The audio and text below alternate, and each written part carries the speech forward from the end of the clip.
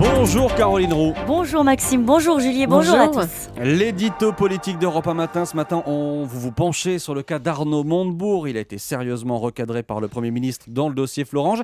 Est-ce que c'est un ministre affaibli aujourd'hui ? Alors oui, si l'on s'en tient aux faits, le désaveu est cinglant et Arnaud Montebourg rase les murs. Mais il ne faut pas se fier aux apparences et au temps court. Un profil politique, c'est un peu comme un tableau impressionniste. Ce sont aussi les cicatrices qui, mises bout à bout, racontent une histoire avec le pays. Arnaud Montebourg récupère dans la bataille un label, ministre de la gauche indignée. Et il peut dire merci à son Premier ministre, Jean-Marc Ayrault, l'a laissé provoquer Mittal, l'a laissé défendre la nationalisation.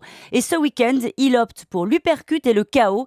Il règle ses comptes au lieu d'exfiltrer en douceur son ministre exposé. Sur injonction de l'Élysée, le chef du gouvernement devra pourtant relever la note de Montebourg avec un communiqué lunaire en forme d'hommage à son travail de ministre.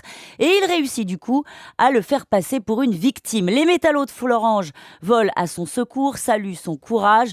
Drôle de paradoxe, le ministre qui a échoué devient le porte-parole de la colère de la Lorraine, celui qui a voulu tenir tête à Mittal quand le gouvernement recule. François Hollande l'a compris.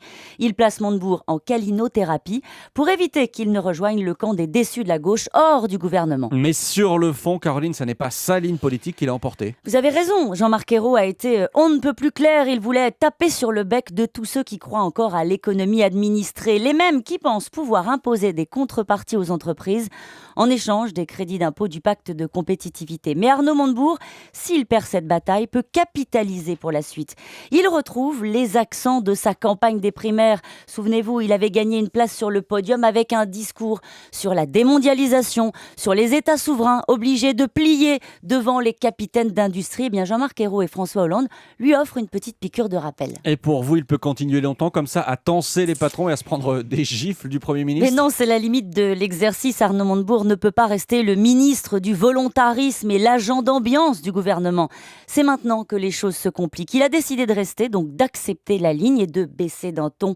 Il ne peut pas partir sabre au clair tous les 4 matins et se faire arrêter par la patrouille de Matignon. Ce serait pour lui prendre le risque d'apparaître dans l'incapacité d'imposer ses idées et de rester un tribun désarmé. L'édito politique d'Europe 1 matin en direct. Merci Caroline.